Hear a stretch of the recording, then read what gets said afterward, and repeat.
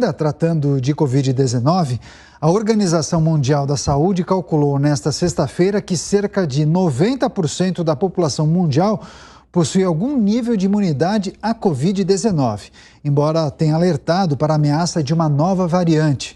De acordo com informações que foram compartilhadas pelo diretor-geral da OMS, Tedros Adhanom, estamos muito perto de poder dizer que a fase de emergência da pandemia terminou, mas ainda não chegamos lá.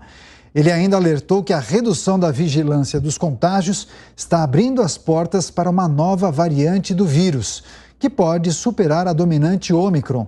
Atualmente, existem mais de 500 subvariantes da Ômicron e todas são altamente transmissíveis.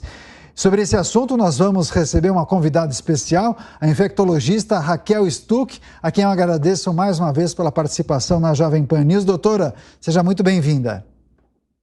Olá, boa tarde, Daniel. Boa tarde aqui a todos que nos acompanham. É um prazer estar aqui com vocês novamente. Prazer é nosso. Para começar, doutora, de que maneira é possível analisar essas informações que foram divulgadas, compartilhadas pela OMS, Organização Mundial da Saúde? Destaco justamente essa: 90% das pessoas têm algum tipo de imunidade contra a Covid, mas também essa outra informação que eu acho bem relevante. A redução da vigilância das pessoas pode impactar nesse cenário, novas variantes chegando e até uma nova onda? Existe essa chance? Então, Daniel, vamos lá. Primeiro, essa informação de que 90% tem alguma proteção. O que significa isso? Que 90% das pessoas tiveram já uma exposição, ao SARS-CoV-2, ao vírus, ou através da vacina, que deu proteção, ou através da doença, e muitas delas tiveram os dois, foram vacinadas e adoeceram. Agora, o que a gente não sabe, então, isso não é um sinal fantástico, não é, por exemplo, 90% da população teve catapora. Tá bom, ninguém tem catapora duas vezes. Com a Covid a gente viu que não é assim, né? E nós sabemos que a proteção ela vai diminuindo com o tempo, muito da proteção que o nosso organismo produz, que a gente chama até de imunidade celular, nós não conhecemos ainda exatamente qual o papel, qual a intensidade, quem tem mais imunidade celular ou não, quanto ela protege. Então, isso só mostra que as pessoas já tiveram um contato, mas isso não dá tranquilidade para que as pessoas achem que, olha, eu já tenho alguma proteção, eu posso me descuidar. Isso é o primeiro ponto. O segundo ponto é, sim, nós podemos estar, a falta de vigilância, né, no sentido de tentar bloquear a transmissão e até mesmo, né, de se fazer um diagnóstico de novas variantes, de continuar testando, de isolar o vírus e fazer por material genético para saber que vírus que é, faz com que nós corramos o risco, sim, de variantes que venham desafiar as vacinas existentes, que nós precisamos fabricar novas vacinas específicas, isso leva um tempo, 4, 6 meses, entre fabricar e disponibilizar a vacina, e variantes que desafiem as vacinas já existentes, que desafiem as medicações também que existem para impedir formas graves da doença. Então, essa preocupação ainda existe, esse vírus continua mutando, como você falou, são mais de 500 variantes que já existem, e a gente sabe só das mais importantes, mas é sempre uma preocupação, sim. E a gente sabe também, Daniel, que quem está aqui conosco, que a Covid, ela não é definitivamente uma gripezinha. Mesmo quem tem caso leve, quadro leve, um resfriado, como se fosse uma gripezinha, pode ter consequências até nos próximos 6 meses depois da infecção. Aumenta risco de infarto, aumenta risco de derrame. Então, a Covid, é melhor não ter, né? E a gente ter medidas mais eficazes de proteção que impeçam até os casos leves. Ainda estamos um pouco longe disso. Especulava-se e comentava-se muito no início da pandemia sobre a imunidade de rebanho. O fato de 90% das pessoas registrarem algum tipo de imunidade não quer dizer que nós estejamos caminhando para esse processo chamado imunidade de rebanho, é isso? É isso, Daniel, até porque nós vimos nesses 3 anos, né, que a Covid ela sempre vai atropelando e trazendo um número cada vez maior de casos, reinfecções acontecem, então eu posso ter uma, posso ter 2 vezes e posso ainda ter formas graves da doença, né? Então, para a Covid, o conceito de imunidade de rebanho, infelizmente, ele não acontece. Perfeito. Doutora, também com a gente, Jorge Serrão, comentarista da Jovem Pan. Ele vai formular uma pergunta para a senhora. Em cima dessa preocupação bem objetiva que a senhora apresentou, as nossas pesquisas efetivas estão num ritmo um pouco lento? Foi isso que a senhora deu a entender para a gente? A gente é que está num nível mais acelerado de pesquisa para a detecção dessas variantes da Covid aqui no Brasil? De que forma que isso está atingindo realmente a população? É isso? Olha, Jorge, a primeira, assim, eu falei em relação até às pesquisas, no sentido da gente conhecer exatamente todo o processo de imunidade, vamos dizer assim, que a vacina nos dá, né, ou mesmo que a doença. Então, isso, o mundo inteiro ainda estuda muito isso, ainda não temos uma conclusão definitiva. Já caminhamos muito, mas ainda algumas coisas nós ainda não sabemos. Em relação ao diagnóstico, sim, nós temos ainda dificuldades, nós sabemos que nós temos até uma falta de investimento nos centros de pesquisa, nos laboratórios, tanto para insumos quanto para pessoal também. E isso faz com que a gente não possa ter, vamos dizer assim, um número adequado ou desejado, né, de vírus que possam ser processados para a gente saber qual exatamente que é a variante que está circulando entre nós. Fazemos isso, né? Vários centros, aqui São Paulo, Manaus faz isso, né? O Amazonas com muita propriedade, mas a gente poderia fazer, né, testar mais e conseguir identificar uma quantidade maior de vírus. Para isso a gente tem que ter recursos, tanto para laboratório, para insumos, né, para o material, quanto para as pessoas capacitadas também trabalharem nesse ramo aí do diagnóstico.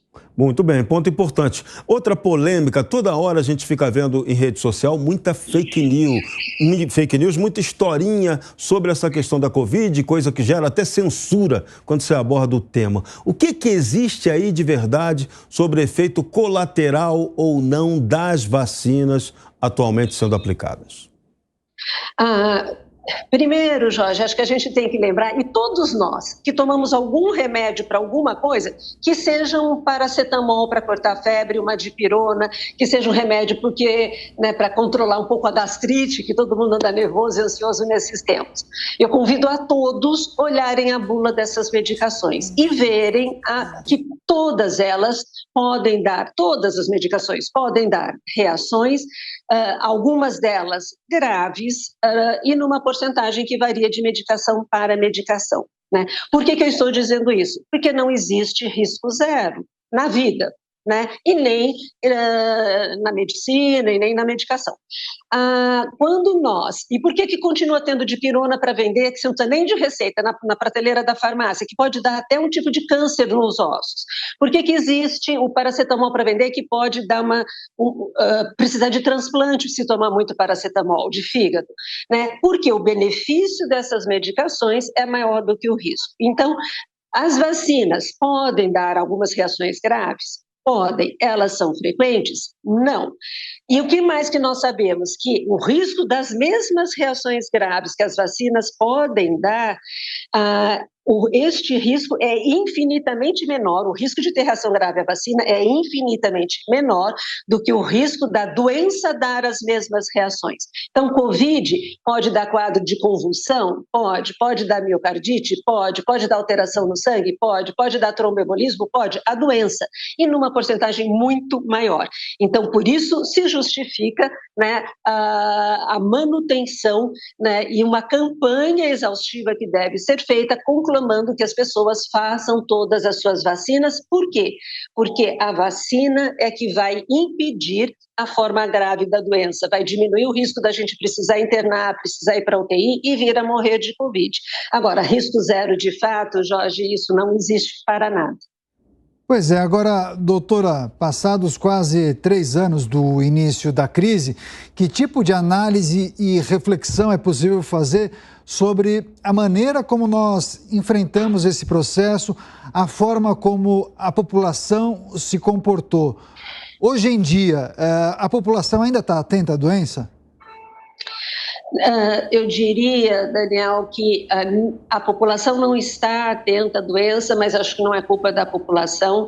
Eu acho que a população ela não está atenta porque ela recebe diariamente, né, uma quantidade dessas, até que o Jorge comentou, né, com essa preocupação dele, das informações falsas, né, que circulam de forma assim, assustadora, né, pelas redes sociais, pela internet, desmistificando ou falando que a doença não existe, que a Omicron, né, a BQ1 não existe também, é tudo invenção, que a vacina faz mal, tal. Então, a desinformação é muito grande e nós vivenciamos, né, antes agora de dezembro, um período que realmente a situação estava muito melhor. Então, a população, ela meio desconectou deste assunto. Agora, ela não desconectou só porque ela recebe notícia falsa, ela desconectou porque ela recebe notícia falsa e ela não recebe nada convidando para vacinar, orientando que é importante, ou recebe muito pouco. E nós vemos, né, por outro lado também, né, os gestores, principalmente o Ministério da Saúde, que se omite neste papel que seria de divulgação da vacinação, facilitar a vacinação. Não era para estar faltando vacina para as crianças no posto de saúde, né? Não estou falando nem das pequenininhas de 6 meses a 3 anos, de 3 a 5 anos não tem vacina, né? E o Butantan vai jogar fora as vacinas que estão lá porque vai vencer, o Ministério não comprou. Então, nós continuamos com as mesmas dificuldades, mesmo 3 anos depois. Nós somos incapazes, né, que a gente erra, todo mundo erra, mas a gente deve aprender com os nossos erros para corrigir. Nós temos agora a vacina que foi aprovada 3 meses atrás para as crianças de 6 meses, né, a 3 anos, que ficou para um grupo muito seleto de crianças que praticamente as vacinas não estão sendo usadas, porque ninguém consegue, poucas famílias conseguem ter o diagnóstico de uma imunossupressão nas crianças nesta faixa de idade. E as outras crianças acabam não podendo usufruir do benefício da vacinação. E por que não faz para todo mundo? Porque não compramos as doses suficientes. Então, nós ainda incorremos em erro, eu acho que é muito mais erro da gestão do que realmente responsabilizar a população pela desinformação ou por não aderir às orientações que seriam corretas. Uma pergunta crítica para a senhora. O nosso modelo de saúde ainda deveria, então, ser mais descentralizado do que é, para evitar esse tipo de ocorrência? A gente poder a população ter mais acesso a esse tipo de exames, a esse tipo de facilidade? A gente ainda não está com a saúde por demais centralizada? Jorge, você veja que, na verdade, acho que a situação não foi tão ruim, né? Poderia ter sido muito pior do que foi entre nós, exatamente porque alguns estados e municípios conseguiram tomar para si a responsabilidade de conduzir a pandemia. E eu acho que isso não é o ideal. O ideal seria nós voltarmos a ter o Ministério da Saúde, né, que realmente defende a ciência, o Ministério da Saúde que se apoia nos dados científicos para tomar as suas decisões, que tenha comissões de pessoas que realmente incorporam e analisam e endossam o que a ciência nos diz.